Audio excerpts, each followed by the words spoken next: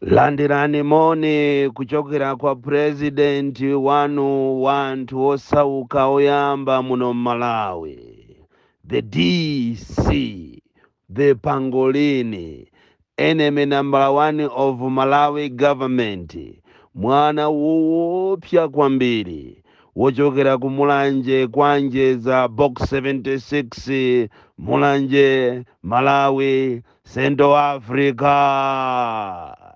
Lero Amalawi mopanda mantha mundilandirenso kuti ndizukute ndilowe kuboma, ndilowe ku area sate, ndilowe ku state house, ndilowe ma department osiyanasiyana poganizira kunena kuti ngati kuli ziko limene ndalama zokuba zaphweka ndiye ndi ziko la Malawi. Izitu tikunena nkhani ya ndalama kupatula kuphweka kwina ndi kwina kolowesa adani muziko, monga mmene kunalili mwambo dzulo wa anthu aku Luanda okumbukira Matutsi amene anaphedwa kwawoko ndi Matutsi anzawo, koma anachiganiza kuti chiganizochi anamizira anzawo Mahutu. Ndipo dzulo mwambo umenewu unali konkuno ku Malawi, kumenenso kunali minister wa foreign affairs kulira mokweza, amaine Matutsi inu, Matutsi chikhalire nicho kwawoko, anthu ena akamwalira samalira. Mwambo umene unachitikira kuno ku Malawi ndikumaoneka ngati ndi ku Luanda, ziko la Malawi lophweka kumene. Akuluakulu adanenapo kunena kuti mwana mbu make mbu. Akamanena kuti mwana mbu make mbu amatanthauza kuti zimene akupanga wamkulu nayenso mwana amatengera. Lero tikupasirani listi ya ma ministry komanso ma department aboma komanso mabungwe osiyanasiyana amene ali pansi pa boma, amene malinga ndi malamulo a ziko lino amanena kunena kuti aliyense ogwira ntchito mboma komanso amene ali mu department za boma kapena mabungwe amene amakhala pansi pa boma amayenera kuti achite declare ma asset yawo asanayambe ntchito. Ndipo ngati papite zaka ziwiri asanachite declare, munthu amene amayenera kuti achotsedwe ntchito komanso alandidwe katundu wace. Choncho lero tikupasirani listi kapena ndandanda wa mabungwe kapena ma ministry ma department amene pakana lero kuyambira 2020 2021 sanachite declare katundu kuboma, chifukwa amanena kuti mwana mbu make mbu. Aonera akuluakulu kuntundako kuti sakuchita declare, komanso kuba ndi yafika sopano ngati order of the day. Anthu akungoba mmene angabere, ndipo ena ndi awo akukhululukiranawa, ndipo anawonso nawo aonera akungoba mmene angabere chifukwa kukhululukirana kwachuluka muno Malawi. Koma mwina tisanafike ku listi imeneyi, ndafuna ndikutengereni pa state house pamene ndinapitapo dzulo, ndipo kumeneko ndakapezako kalata imene yalembedwa pa 20 May kupita kwa ma members of staff kuchokera kwa director wa social welfare ku state house ko mai MS amisi MSU aku state house mouzidwa ndi president wawo komanso oyang'anira ku state house ko che princess koma nifi yaphweka. Amalawi nonse amene mukusowa ndalama talowa ni ku MCP, ndalama zaphweka. Tikunena panopa aja amachedwa aku state house amene akuziwa akupanga mwadaladala kunena kuti mandate ya nifi inakonzedwa to empower the youth komanso the elderly kuti ayambise ma business tawo, makamaka kwa iwonso amene ali pa business kale kuti so nawonso achite boost ma business yawo.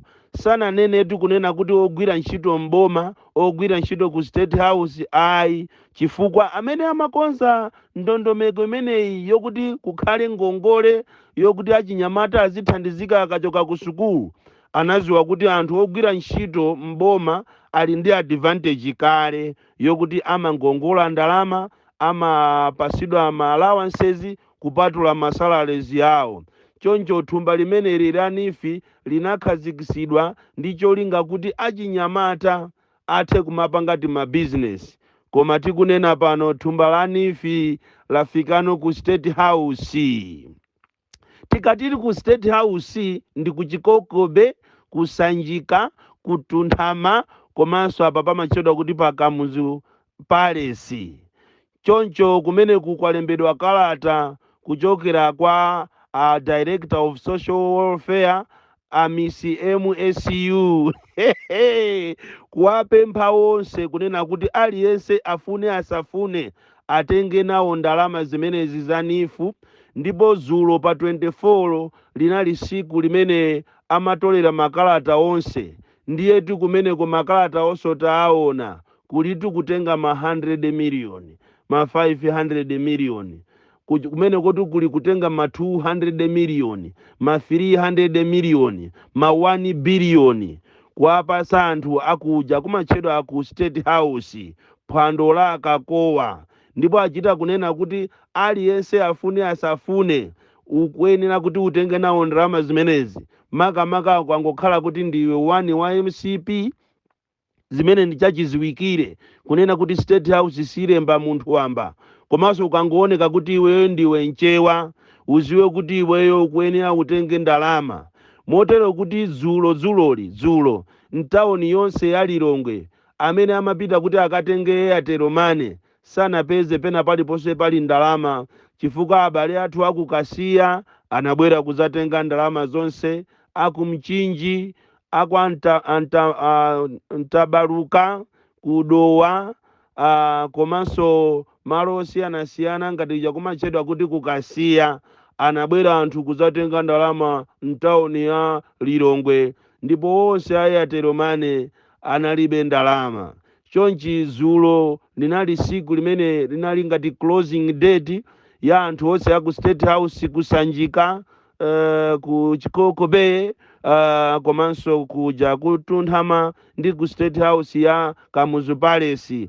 Anthu onse kumeneko akutenga nawo NIFI. Ndipo amene akufuna kundisusa ineyo kapena ngati pali wina wa polisi amene akufuna kusangalasa mabwana ache abwere anditenge, chifukwa kalatayo ndiye ndili nayo. Kalata ndili nayo yosaina yodinda kuchije ni chilogo cha State House, komanso akuwauza kunena kuti aliyense aonese ID komanso pay slip ya mwezi wa Mei, komanso akhale ndi ID ya ku State House iko.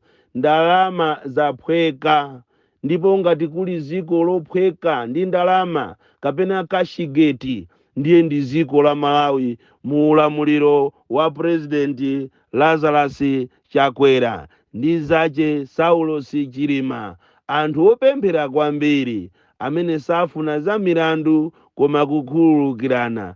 Tathamangani amene muli maiko akunja mubwereko, kuno ndalama zaphweka anthu angotenga.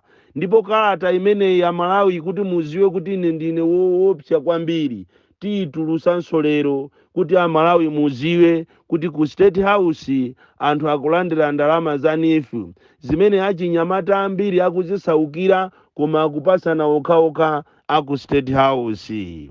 Izi zapangisanso kuti mchitidwe umenewu okuba, zapangisanso kunena kuti anthu anyozere malamulo amene ndokhazikika unena kuti aliyense amene akulowa mu ofesi yokhuzana ngati ya boma akuyenera kuti achite declare ma asset yake. Nthawi sopano yakwana Malawi kuti ine president wanu ndikuwerengereni listi ya mabungwe, ma department, ma ministry, komanso nthambi zina zimene zili pansi pa boma zimene zinachite declare ma asset yawo pakana lero, chifukwa aonera akuluakulu uko kunena kuti iwo sakupangapo kanthu. Number 1, Malawi Defense Force. Kumene kundi chachiziwikire anthu amene okuti amapanga za defense sayenera kuchita declare chifukwa ndi zinthu zoteteza ziko. Ministry of Foreign Affairs, Immigration Department, Malawi Police, Judiciary, ESCOM, Malawi Post Office, Atomic Energy Regulatory Authority, Kamuzu Central Hospital, Chitipa District Hospital, kapena tingonena kuti Chitipa District Council, Northern Region Education Division, Central West Education Division. Maina tu akupitirirabe izitu ndimene zimakhalira loti kamawerenga kapena tikamamvera mayeso amanebu. Central West Education Division, Central East Education Division. Amene wandi maina amene padakali pano ngati Malawi First kuzera kwa president wanu apeza kunena kuti anthu amenewa kapena ma department amenewa sanachitebe declare ma asset yawo 4 years down the line. Ndiye pa nambala 1 tikunena kuti pali Malawi Defense Force. Tikupempheni inu a Defense Force Malawi kuti chonde osachita declare chifukwa katundu wakuame ndi woopsa kwambiri. Musachite declare. Ndiponso tipemphe inuyo nyumba ya malamulo Public Appointment Committee kunena kuti musaitanenso awa a SPC, musaitanenso a Director a Statutory Corporation chifukwa simuyenera kuwaitana. Munayenera kuwaitana pazanapo pali maboma ena, koma boma ili kale ndi kale solo SPC yo samachita apiye. Ndafuna ndikuuzeni a Malawi kunena kuti ziko ili siku lina lizagulisidwa, ndipo ngati sitisamala ziko ili lizagulisidwa, palibe chimene chikuyenda. Tatiyeni tije ndalama mmene tingazijere. Boni Kalindo, Vidisi, mwana upya kwambiri.